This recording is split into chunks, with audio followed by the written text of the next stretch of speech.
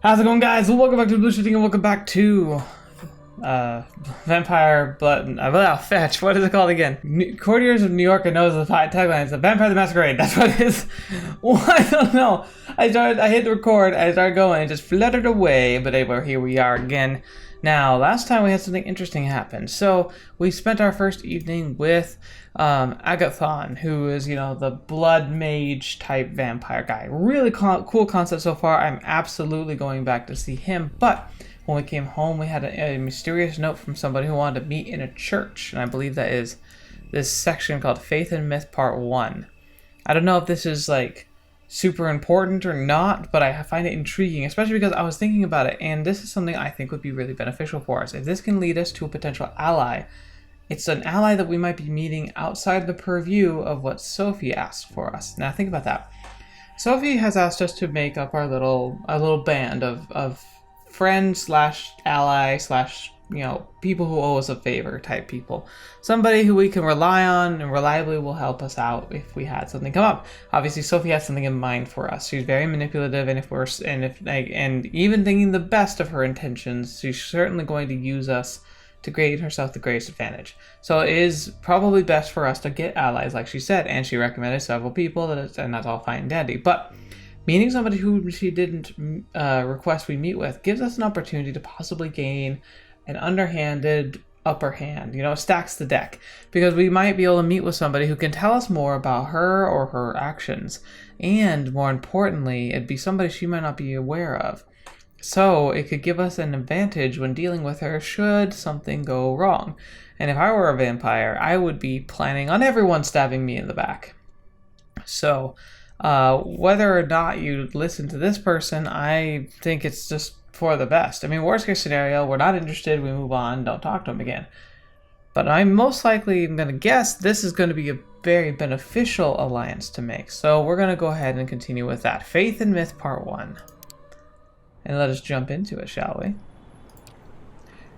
You haven't been to a church since you became a vampire, or kindred as the euphemism goes. You had to focus on concrete, practical things like survival and feeding. We haven't actually fed yet. You've learned the essentials of the vampire experience, but you don't really have a clear idea of what it all means. The Cathedral of St. John's the Divine is a New York landmark. You've been inside only once before when you were much younger. You marveled at its Gothic facade.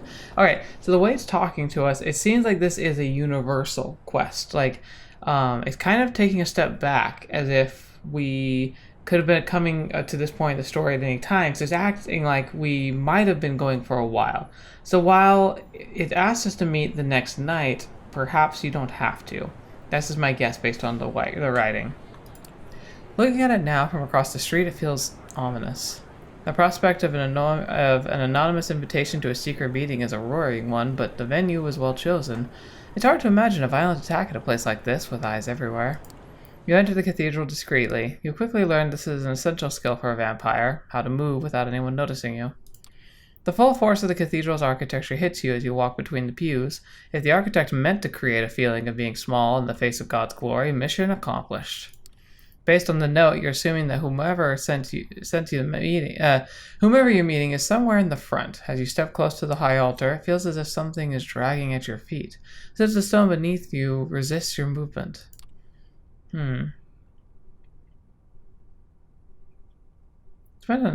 So it's interesting. It's almost asking me what my philosophical position would be. But I guess this would be my question. If you are a vampire, would God still listen to you? It's been a long time since you prayed. You wonder whether God listens to creatures like you. Fatalistically, you take a step, then another. You're not sure if your God is present in this cathedral, but perhaps it doesn't matter. What you feel is real enough. There's an old man sitting in the front. You see only the back of his head, bowed down in silent prayer. Your footsteps echo on the floor, and he turns to look at you.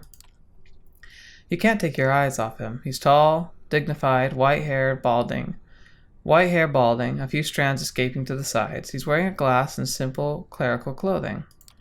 His eyes are warm and pale, too kind for someone like you. Something is wrong. You feel heavy, as if a giant hand was pushing you down. The skin on your face is burning. Perhaps unconsciously you expected something like this, as a vampire walking into a cathedral, only it's not the building or God making you feel like you're burning alive. It's the man, the priest. That's something interesting. In this universe, what does faith do? In the Dresden universe, faith is its own kind of magic, and thus a creature who was a vampire would be repulsed by just the sight alone. And if somebody was brandishing a holy item, it's not crosses that banishes vampires. In that system, it's the faith of the person wielding it. So if the person who's wielding the cross views it as a powerful tool of religion, it can become a means of defending themselves against creatures of darkness. But if you don't believe, it won't work. Like a good example of this, I think, is in The Mummy. The first Mummy, I can't remember the character's name. He's like the toady little like sidekick character who keeps betraying the main adventurous dude, and he ends up like working for the Mummy. And when the Mummy's approaching him, he pulls from his neck like a whole bunch of holy symbols from various religions and says little prayers in their languages in this vain attempt as the character. It's a great character moment because it shows that like his talk, his action, his faith is cheap. All he cares about is results. And so when he uses it, he pulls out a cross and he says a prayer. Doesn't do anything. He pulls out like a Buddhist symbol. He pulls out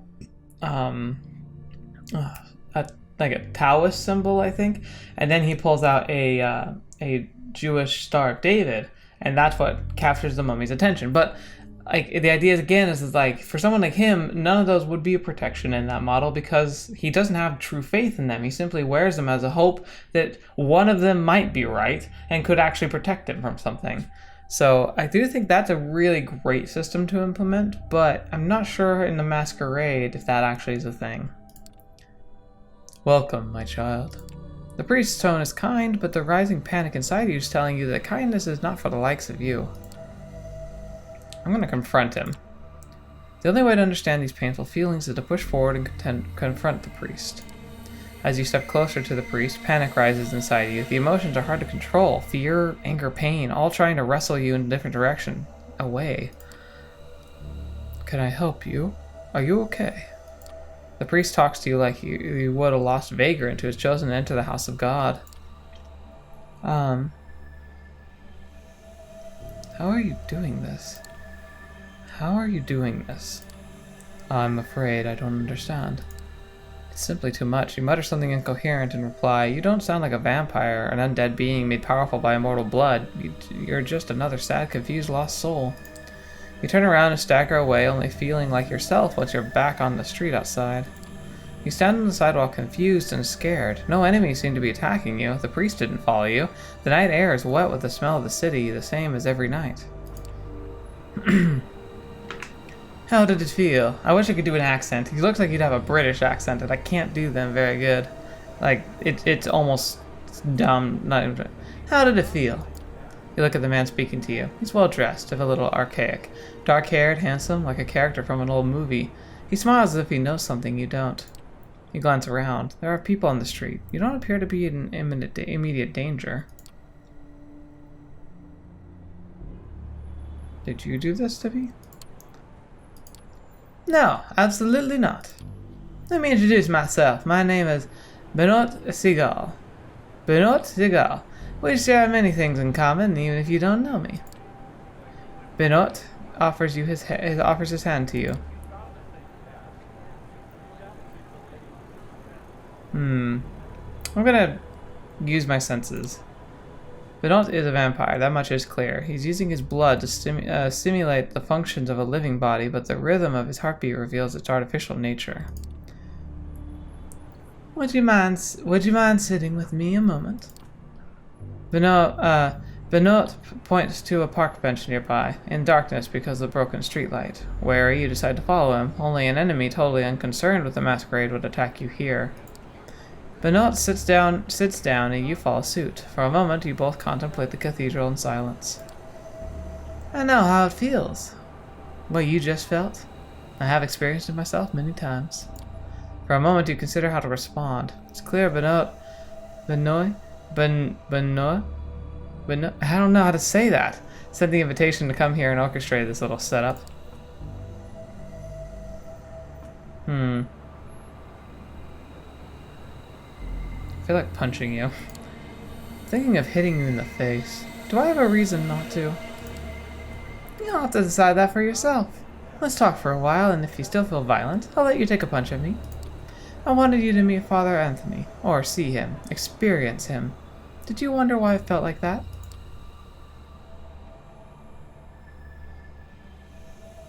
Is it a supernatural power? Was it some kind of supernatural power? No, not at all. I don't think so. It's his faith that makes you feel like that. He's safe in his beliefs while you are one of the damned. Do you ever wonder what the role of a vampire in God's creation? Okay, so it looks like faith does have some kind of power here. You stop to think. Of course you've wondered what this is all about. Whether it's about God or nature, you don't really know what being a vampire means. That's the trouble with the Masquerade. A human faced with a human problem can go online and find something that helps. You can't. The Masquerade means that everything there is to know about your condition is secret, hidden away. You're only left relying on unreliable opinions of other people like Benoit. Suddenly, Benoit takes your hand and presses it against his chest. As he stares into your eyes, you feel his heart stop. My heart no longer beats, yet I move. I talk. Is that how God intends us to be? There's a natural explanation. Well, I don't believe in the supernatural. There's a natural explanation for all of this. We just don't know it. Maybe there is. I don't know either. But I know Father Anthony's faith is real. Sometimes I'm skeptical too, but in Father Anthony's presence I know faith is real. I know it because it hurts so much. But perhaps you have questions about faith and our kind. How do you know any of these stories are true?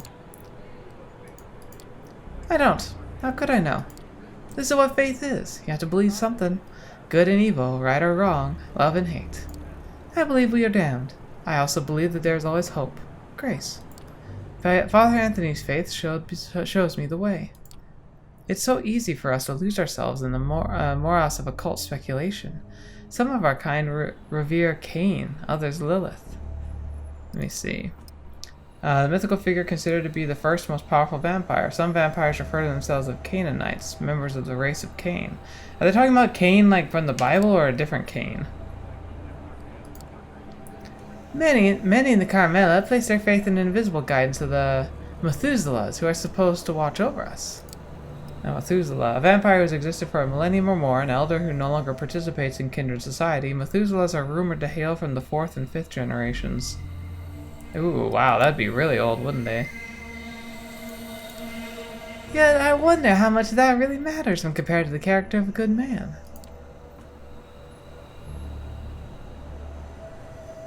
Did I come here just to talk religion? Did you have anything else, or did I come here just to talk about religion? I know it's overwhelming. It was for me when I first met Father Anthony. I know there are others like him whose faith shines like a beacon. Priests, old ladies, children, anyone can have that conviction inside them. This is too much. You expect me to go along with all this insanity? Benoit nods patiently. Let's meet again in a few nights here at the cathedral. We can talk more after you've thought it through. You leave Benoit sitting in the shadows of the cathedral, contemplating what lies within.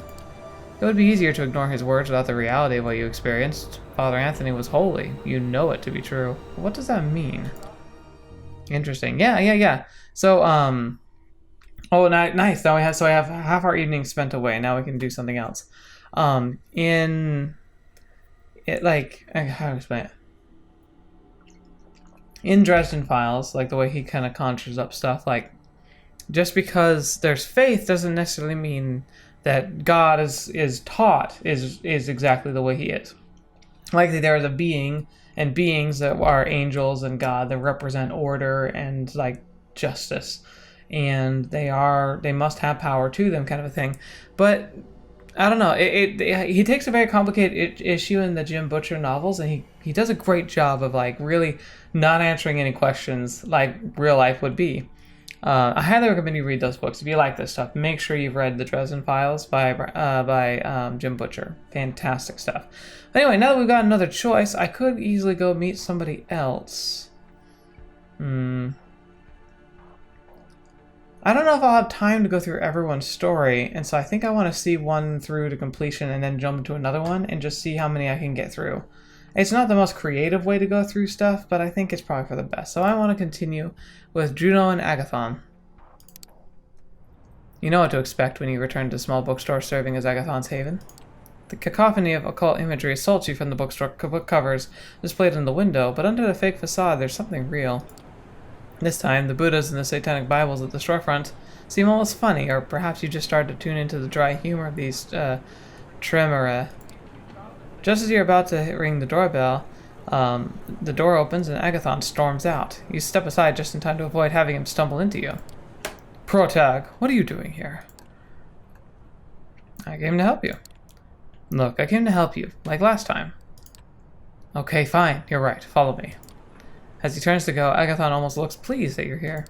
Agathon walks to his car with you in tow. It doesn't occur to you the last time, but a surprisingly pedestrian vehicle. An aging, mid-sized family sedan. You imagine what it must look like with a baby seat in the back. Opening the door to the driver's side, Agathon notices your look. Laugh all you want, but it's inconspicuous and practical. Man, he sounds like me. I already think that Agathon and I have a lot in common. You sit in the car as Agathon starts driving his usual careful style. At least you'll never be stopped by traffic cops. He seems Agathon isn't interested in small talk.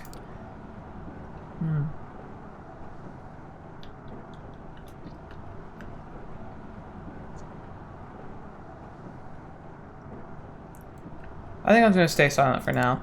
You decide that it's best to let Agathon drive in peace. Agathon is very comfortable driving in silence. You look out the window, wondering at the ordinary lives of the people who pass you by. Suddenly, Agathon snaps you out of your reverie.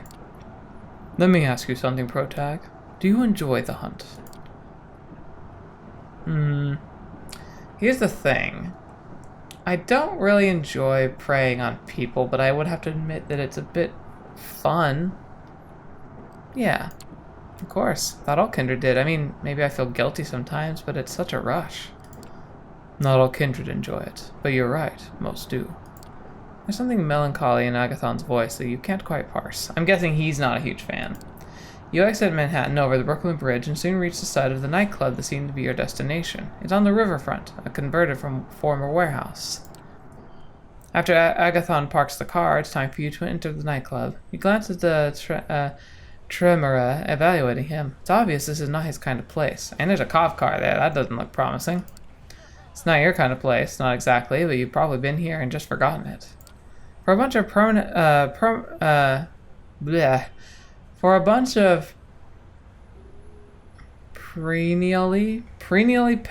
penniless art types. Perennially, okay, that's what it is. Perennially, like recurring over and over. Perennially penniless artist types. Your friends are always good at trawling through every gutter in search of a high. Fetch, I can't talk. There's a good chance the research notes are here. So it's not certain. You're not certain what we're looking for is here? Nothing in life or death is certain.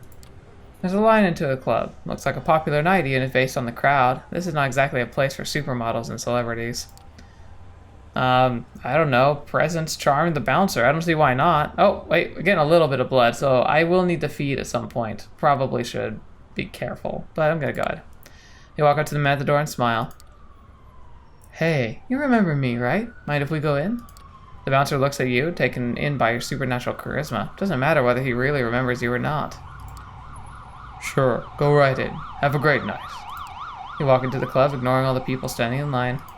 The music beats down on you, bringing you with it memories of a human existence.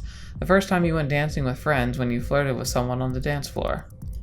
This time it's different. You're a predator, and everyone around you is prey. Tightly packed, twitching sacks of blood and tissue. Fetch. Interesting. And one thing that's kind of odd about all this too, like, I've never gone clubbing. I've gone with friends, but never for the dance or whatever. Most of the time, if I ever went, I usually had a date. And I think the one time I went with a friend, we went to a gay bar. And that's not my cup of tea as far as like flirting goes. I mean, I was fine being there, and I got hit on a little bit. But I think they pegged me pretty early on that I wasn't the type, so I didn't get too much. Or maybe I'm just not that charming. Most likely that one, but regardless. That was like one of the only times I've gone. I've never been into like, I don't know, the super loud presence of music and dancing. It's just not really my scene personally. You sense the emotions all around you, blood tinted with happiness, lust, rage, jealousy, love, a buffet of sensations. Focus. Keep an eye out for trouble while I look for what we came to find. You nod and follow Agathon through the throng, trying to ignore all the warmth, flesh, and circulating blood around you. I really should feed. Like, I could be in trouble if I don't, so I'm going to. You decide the opportunity to feed has been handed to you, and it would be churlish to refuse. A young Latino man is dancing close to a beautiful, drugged-out girl. She takes his face in her hands and kisses him on the mouth. You slide close to them, sinking your teeth into the man's neck. He moans from the pleasure of the kiss, and the girl assumes it's because of her. That was smooth. You check to see that nobody's watching and lick the wound closed before disengaging. You return to look for Agathon. You find a young, intense woman pointing a finger at his face. Oh, hello, Juno. Agathon, you traitor! Don't you dare stand between me and what's mine. You look at the woman in surprise. Her appearance stands in contrast with the anger of her words. Juno, you know Aisling will not let you leave with the notes. Perhaps she won't let you leave at all. Juno pulls close to Agathon's face and stage whispers loudly enough for you to hear over the music.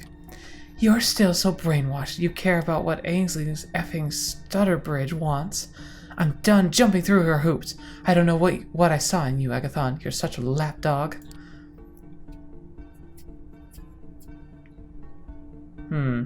She's your ex? Sorry to interrupt, but is Juno your ex? Yes, we used to date. Maybe we still would if you weren't such an effing coward, Agathon. That's not fair, Juno. It's fair and you know it. You're too busy licking Ainsling's boots to realize what we had. Aisling doesn't wear boots. Don't correct me. With the start, you realize Juno is genuinely upset. It's hard to say how long ago they broke up, but the wounds are still there.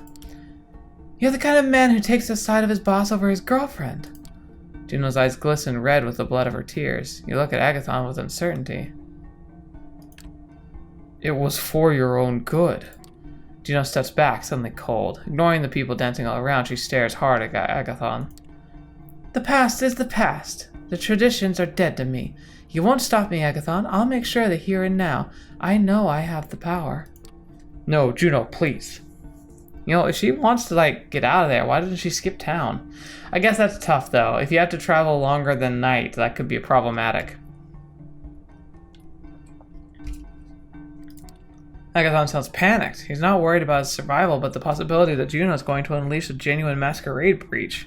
Yeah, that would be bad. I could try and reason with her, but I think I can do presence. That's safer, and I just fed. Calling on the powers of your blood, you step closer to Juno between her and Agathon. Agathon was being an a-hole. Don't hurt yourself just to get back at him. He's not worth it. Juno looks you in the eye, and you can see that she's tired and scared. Defecting from the Tremera is not easy or safe. You're right. She turns to go, then stops and glances back at you. You should pick better friends. With that, Juno walks through the oblivious dancers toward the exit. Looking around, you realize that Agathon didn't stay to witness your exchange with Juno. Instead, he worked his way around the dancing crowd, looking for the notes used in his arcane methods. After Juno's gone, he returned, shaking his head. The notes were here, but not anymore. It's possible someone grabbed them when they hunted here. After making sure Juno's nowhere to be seen, you and Agathon push your way back outside. Outside, you walk to Agathon's car and drive back over the Brooklyn Bridge to Manhattan, heading for Agathon's haven. Juno mentioned some very personal things. I trust your discretion in not discussing those things with Aisling. Of course. Your love life is your business. Thank you. After a while, you reach Agathon's haven and he parks the car. You walk to the occult bookstore and Agathon invites you inside. The smell of incense assaults you before, making you grateful you don't have to breathe. You follow Agathon upstairs to find Aisling's Sturbridge in an armchair reading an old book. She puts a bookmark in place as you come in. You were successful, I hope? No, I'm sorry. The notes were there at some point, but not anymore.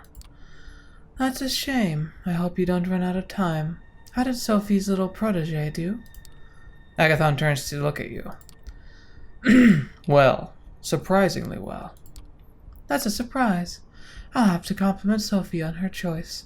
Sophie's choice. We met Juno. Fortunately, she couldn't find the notes either. That's interesting. The High Regent turns to look at you. What was your impression of Juno, Fledgling? She's the X, but that's obviously not a huge thing. Driven. She's scared, but determined. Angry. She is upset, but I think she's more driven. She's very driven, motivated. I don't think she'll desist easily. You're probably right. Juno could have made a great member of our house in different circumstances. Instead, she became a headache. You'll understand if you have a child of your own some night, Fledgling. Some of you guys said I shouldn't say the E or ER at the end of those, that it's just kind of dropped or so soft you can barely detect it. I don't know. French and me don't get along. Anyway, I have some things to discuss with Agathon. Run along now. You leave the occult bookstore, the cheesy mystical music still in your ears as you walk away. You wonder about what happened with Juno. Why is she so anxious to leave her clan? Can she really do that? Can you leave Sophie's service if you wanted to? Interesting. Time to rest, or I'll turn to pumpkins. And die. Not long after you wake up tonight, Gregory knocks on the door of your apartment. Hey, I came to pick you up. Miss Langley wants to see you. Well, my freedom was good while it lasted. His last 2 nights were nice. I had freedom. Initiative. Good while it lasted, I guess. He smiles apologetically. Don't shoot the messenger. The car is waiting. Shall we? You wrestle with the same thoughts as a few nights ago. Maybe you should just leave. Disappear. Let Sophie find somebody else to employ. But then you remember the anarch thug being cut down by Quadir, and how close you were to the same fate, not even a week ago. That might still happen if you step out of line. You follow suit. As with your previous visit here, Sophie seems not entirely present when you enter. Her eyes are locked onto one of the paintings in the room. You're pretty sure it was here earlier, but she's behaving as if she's seeing it for the first time in her life, eerily entranced. Gregory clears his throat. Sophie turns to the both of you. A bit of irritation in her countenance that soon gives way to a pleasant, warm smile. You're here. Excellent. Thank you, Gregory. Her driver leaves and she turns her attention to you. I hope you had a good few nights, made some new acquaintances. But I have to say, I'm happy to see you, Protag. Thank you for coming. The change in mood in the room is so sudden and startling, it makes you consider the true power of vampiric charisma. Rationally, you know you're being manipulated, but you don't even care. Her eyes, her motions, her entire body language all feel 100% genuine in expressing legitimate interest in you and your well-being. I have a request for you this night. I need you to find somebody for me and make a delivery. She points to the statue at the side of the room. You notice a plain-looking flash drive lying on the edge where the inanimate archer's bow touches the pedestal. The man you'll be looking for calls himself Kaiser. He has eyes and ears all over New York, and it's rare for someone to do something to be happening here without his knowledge. I'll need you to take this flash drive and bring it to him. In exchange, he'll give you an address, which I need to know as soon as possible. You're about to ask what's on the drive, but Sophie proves to be one step ahead of you. Oh, don't worry about the contents. They're encrypted, a precaution for all the data falls into the wrong hands. But it won't, correct? She gives you a smile that just a handful of nights ago would make you feel like melting. Oh, and Protag? Kaiser is a Nosferatu, that twisted, deformed lineage of kindred. He is old, and his age has made him even more paranoid than others of his clan tend to be. He holds many havens and changes them often. From what I've gathered, he or one of his servants should be found at the park on Coney Island tonight. You have to identify them somehow. I'm told Kaiser has spent many of his nights these past few years being driven around the city in a black limo. Maybe keep an eye out for it. The smile again, but much shorter. Anything more on Kaiser? Anything more you can tell me about Kaiser? He's been here a long time, about as long as I have. He got into a lot of trouble for exchanging information with both the Anarchs and the Camarilla in the past, but ultimately got off scot-free. Kaiser's web of information proves to be so strong enough to shield him from the consequences of playing both sides. Some say that's the best proof of his abilities. I also call it insurance. In any case, be careful when talking to him. He's very particular about everyone's etiquette, especially his own. Good night, and good luck. She flashes one last smile at you and turns back to the painting, clearly done with the conversation. You pocket the flash drive and head out towards Coney Island. Rightio! Ooh, nice and pretty. It takes you the better part of an hour to reach the lights and sounds of Coney Island Amusement Park from the city. The drive is almost pleasant this time of night. Thank goodness for the Belt Parkway. There are plenty of people here tonight, but nobody who stands out as traveling purveyor of secrets. Then again, if they did stand out, it would be kind of pointless, right? Nothing to do but figure out the right approach.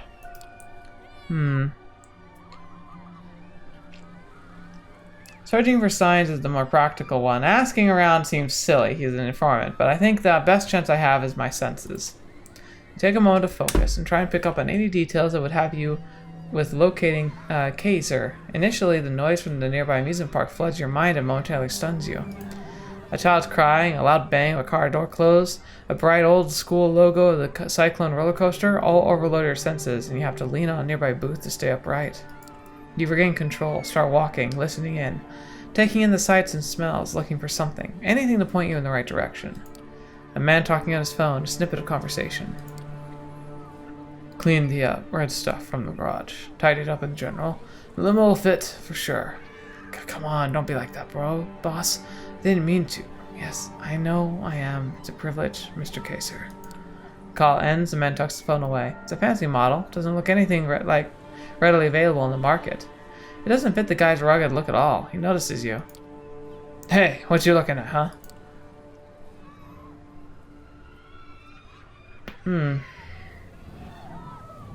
So, you're just the guy I was looking for.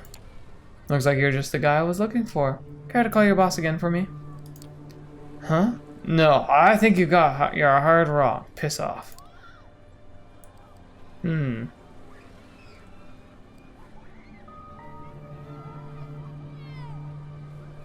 What is that? Let me see. Okay, there's like the fangs. I think it means I have to have like a certain amount of dehumanizing. Can I check my own status?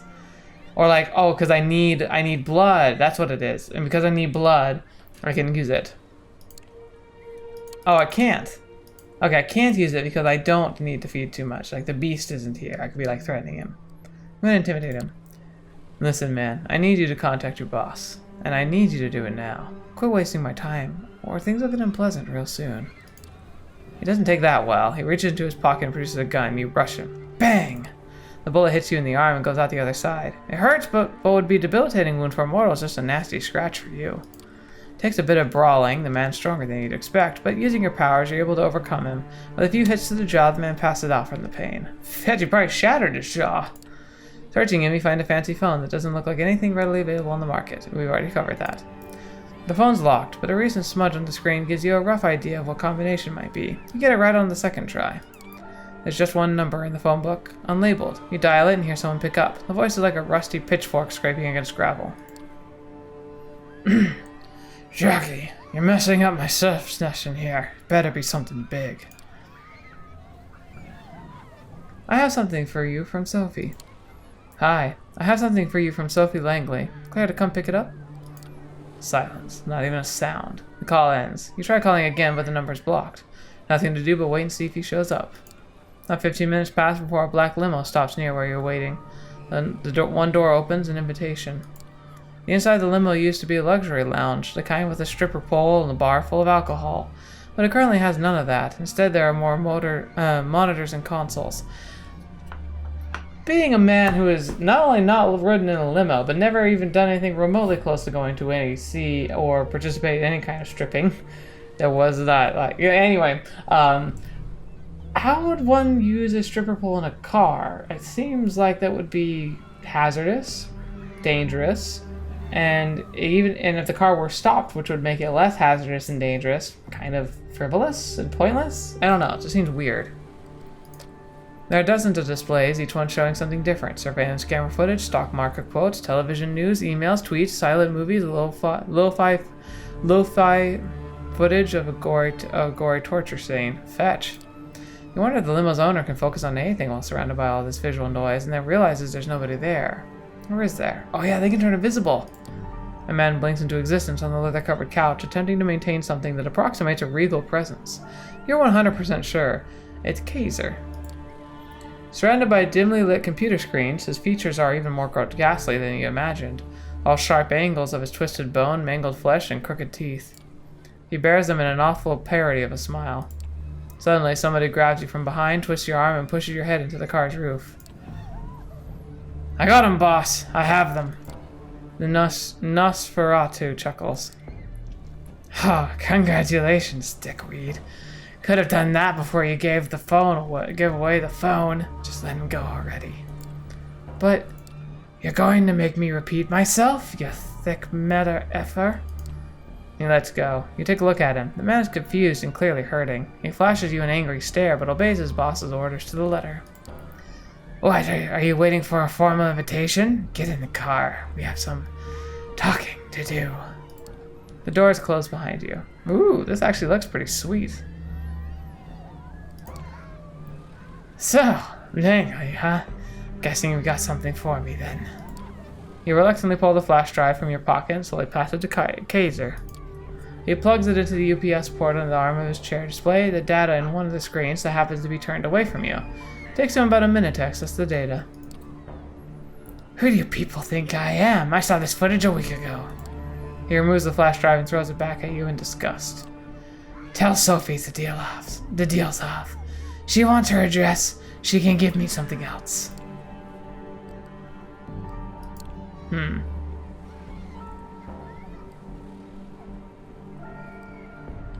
So interesting.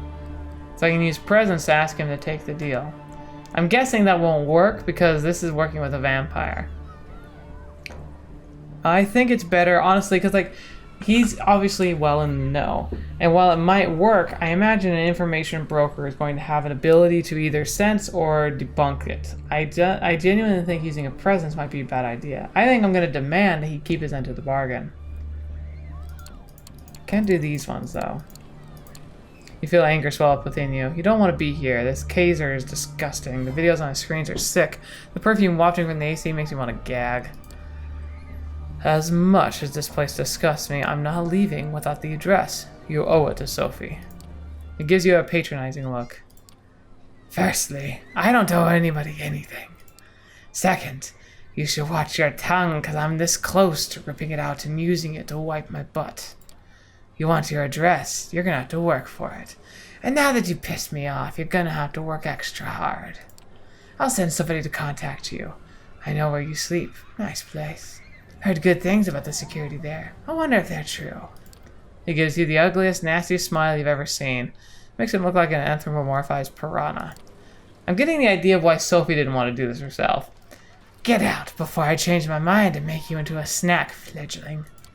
You're pretty sure you're done here. You get out, close the door behind you, and the car immediately starts backing up.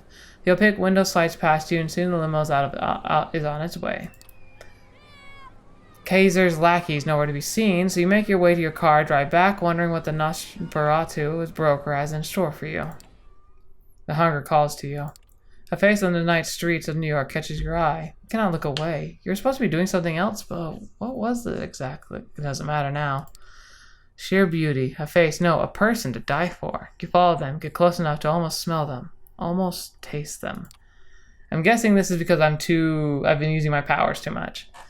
Yes, they must taste like heaven. You could ask them to share, or you could just take their blood. They wouldn't say no, right?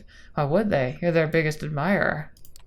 So what if people are looking? So what if the whole world learns what you are? It's worth it. You compress yourself, your rational mind fearing a blatant breach of the Masquerade's temporary hold over the beast and its compulsions. It won't last unless you feed. You need to quench this hunger before your passion forces you over the edge. Okay, but how? I guess I just have to continue a story and hope I can feed? I'm guessing I've been using my powers too much. I better be careful. Alright, let's go back. Mi abuela. So gotta go back to Agathon. One of these nights you'll have to buy something. Your reflex as you ring the doorbell of the occult bookstore that serves as Agathon's haven. Perhaps something about the aura or the tarot. The same sleep-deprived blonde woman you saw on your first visit opens the door for you. Each kindred has their own servants, and Agathon seems to go for the tired Wiccan mom type. Oh, it's you. Come in. The woman disappears in the back room even as you close the door behind you. Lacking any better directions, you make your way up the stairs. At first you thought the chanting was part of the ritual soundtrack playing in the shop every night. As you reach the second floor, you realize it's Agathon's voice. You come up just in time to see him standing in the middle of his ritual paraphernalia, with his wrist cut open over a wrought iron stand holding a blood-red stone. As Agathon chants, blood drips from the wound in his wrist onto the stone. It looks as if it's absorbed into it. It's probably not a good idea to enter a blood ritual, so you wait in silence as Agathon finishes. A few minutes later, he opens his eyes and smiles ruefully. I've done many of these rituals. I hope it's not too off-putting for you. Agathon smears a bit of his own blood over the wound, and you see it close. It looks like he does this so often he barely pays attention to it anymore.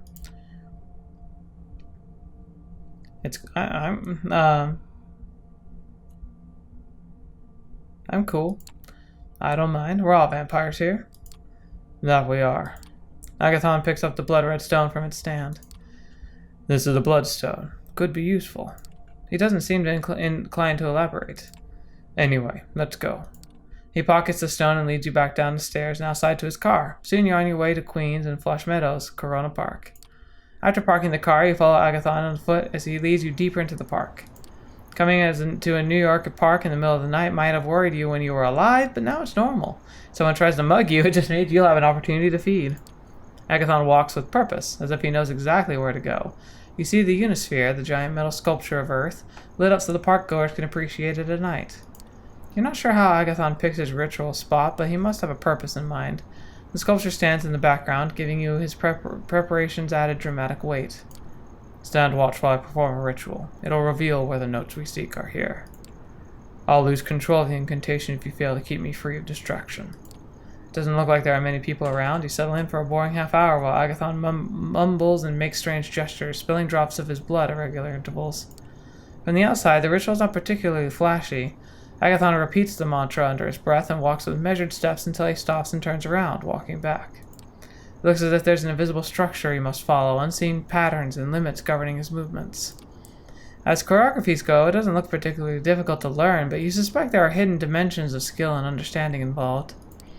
A lone drunk woman wanders towards you. Hard to say that what she's doing at the park. She's a little older, white, dressed like a suburban divorcee. What's your friend doing? He's kind of hot. The woman's words are slurred by alcohol, but she seems to have decided that you are this evening's entertainment. Hey, you. Stop being weird and talk to me. The woman seems determined to walk past you towards Agathon. This looks just like the interruption that he was worried about. Feeding opportunity, absolutely. Agathon's deeply immersed in his ritual, so why not use the time you have constructively? You walk up to the woman from behind, grab her by the shoulder, and sink your fangs into her throat. Blood tinged with alcohol and horniness flows into your mouth as the woman moans from the sudden pleasure of the kiss. Oh, I need to sit down. Just as you lick the wound closed, the woman collapses onto the ground, swaying, trying to sit upright. Suddenly, you hear a scream of rage. Startled, you turn around just in time to see Agathon running at the woman on the ground, his expression contorted with hatred. Did the woman make enough noise to interfere with the ritual? That doesn't explain why he's in such a rage. I'm gonna intervene. You step between Agathon and the woman and lift your hands up in an attempt to calm him down. What are you doing? This is not you, Agathon. Agathon looks at you, wild-eyed. For a second, you're sure he'll attack you. You see him tensing for a punch. Suddenly, he snaps out of it, shaking his head, looking at the terrified drunk woman in disgust and embarrassment. Thank you. I'm sorry you had to see that. I don't usually lose control. You look worried. Did something happen with the ritual? Not with the ritual. One of my wards was triggered. We have to go, now. Agathon starts running toward his car. You do your best to follow. Usually Agathon runs more carefully than most humans, you know, but now something is different. He's speeding, honking at every car that gets in your way. You're driving toward the Bronx, and twice Agathon's almost collided with another car. He's clearly not used to driving quickly, but something is overriding his usual caution. You screech to a halt in front of a red-tinted apartment building. Agathon jumps out of the car and starts running, leaving you to take his keys from the ignition and close the doors. That moon is ominous. This doesn't look good. Agathon disappears up the stairs and you follow his agitated shouting. Abuela, it's me, Javi. You get off the 5th floor, leading after a run that would have left your mortal self winded to find Agathon banging on the apartment door and fiddling with his keyring. A few of the neighbors poke their heads into the hallway, but nobody intervenes. Agathon finds the right key and slams the door open, running inside. You follow, entering what looks like a home of an old Mexican lady. There are portraits on the mantelpiece and crucifixes on the wall. The apartment smells musty with old age, and you detect a faint odor of vampiric blood. Sylvia, where are you? You come to the living room to find a body covered in a blanket in the corner sofa. The television's on, but the sound is off. Looks like a Spanish language channel. Agathon tears at the blanket, pulling it away in panic. He reveals an old woman waking up in bleary-eyed confusion. Javi? Why are you barging in like this? Who's your friend? You're alive, Abuela. Agathon hugs the old lady and then turns to you. You'll have to introduce yourself. I'll check the ward. Something triggered them and I'll have to see if they still work. Sylvia snuggles deeper into her blankets. This is vampire business, is it? Always when there's trouble, it's the vampires. You stare at her, startled. Clearly the masquerade hasn't held in this household. Turn to a joke. Sounds like me. Yeah, exactly. Frankenstein's not too far behind. Anyway, I'm Protag. You must be his grandmother. Frankenstein's not real. He's made up by those people in Hollywood. This is about the girl who came to visit, I can tell. Javi was never good at keeping secrets, so much like his mother. You hear Agathon rummaging around the small apartment, almost like he's searching for something on the walls. He's always doing that, writing on the walls with blood, making runes. I tell him to cover them with photos in the paintings, but he won't listen. I have to do it myself. That explains the faint smell of vampiric blood in the apartment. Otherwise, how can I invite friends for tea? They'll ask questions if I have runes all over my walls. I don't look like I don't look like a Christian home anymore. The girl who visited, was her name Juno? The girl who was here earlier, was her name Juno? Yes, that's right. A pretty name, I suppose. She was just the kind of girl Agathon used to fall for. She was a vampire too, I expect. Are you a vampire? You're not a vampire too, are you? Surprised by the suggestion, Sylvia laughs uproariously, mirth convulsing her aged frame. Oh no, please don't say things like that. I'm an old woman. Laughing hurts. Agathon returns to the living room, still agitated. She wanted to send a message. If we don't let her find the notes first, she'll hunt my Abuela. He glances meaningfully at the old woman. No, she won't. She gave me a message for you, Javi. She said to think very carefully whether your clan will really protect your loved ones. Agathon stares at Sylvia, stunned and confused. She was here to tell me that. Maybe that's good. Doesn't sound like she wants to hurt you. She was a nice girl, I can tell. Oh, Abuela, Protag, let's go. This is all we can do here. You say your goodbyes and soon you're back outside, sitting in Agathon's car. What a catastrophe. To think Juno was there. The woods triggered when a vampire enters the premises, so Juno was there just as I was doing the ritual in the park. I'll take you to your haven. Agathon starts the car and begins driving towards Manhattan. He appears agitated, emotions coursing under his stoic face. Your grandmother. Your grandmother's a very spirited woman. She's all I have left of my family. We came here from Mexico City when my parents were still alive. The kindred have always hunted my family. Every generation has its own tragedies. Agathon is gripping the steering wheel harder than he should, although his back is to his usual careful driving self.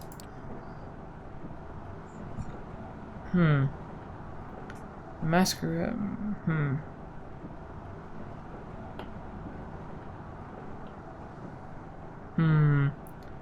I genuinely think she definitely seems like she still cares. Juno might still have feelings for you. That could explain why she does some of the things she does. Are you sure? Agathon sounds genuinely confused. Maybe you're right. I could never read her, even when we were together.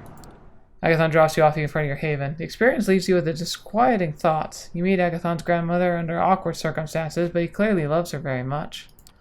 You don't know enough about the world of the kindred to say whether that's normal or not. It seems to keep Agathon connected to the world in a way that feels alien for some other kindred you've met. Perhaps there's a lesson in that. Maybe.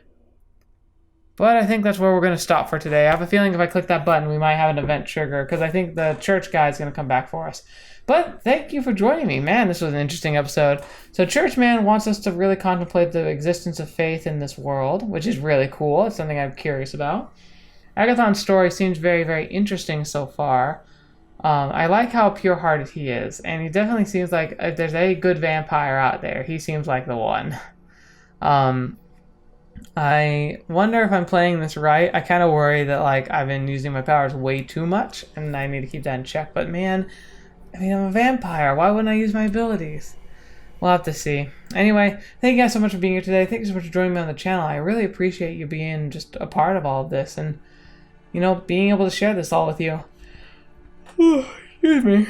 I appreciate like being able to kind of be a part of this narrative, and again, like I'm getting really excited for Bloodlines 2 whenever it comes out, so keep an eye on that. I don't know if I'll be featuring it on the channel. It kind of seems a little out of left field. I mean, even this is a little out of left field if I'm honest, but it is visual novel. Anyway, I'll at least let you know what I think about it when it comes out. But I guess I'd like to know if anybody like had any thoughts about what we've seen so far, and particularly about maybe who you think we should go visit next. We have the kind of I hope she's the shut-in girl who's in the cafe. We have he's got the informant for Quadir, who's like the Nosferatu. Or we have the gangrel lady, the wild lady.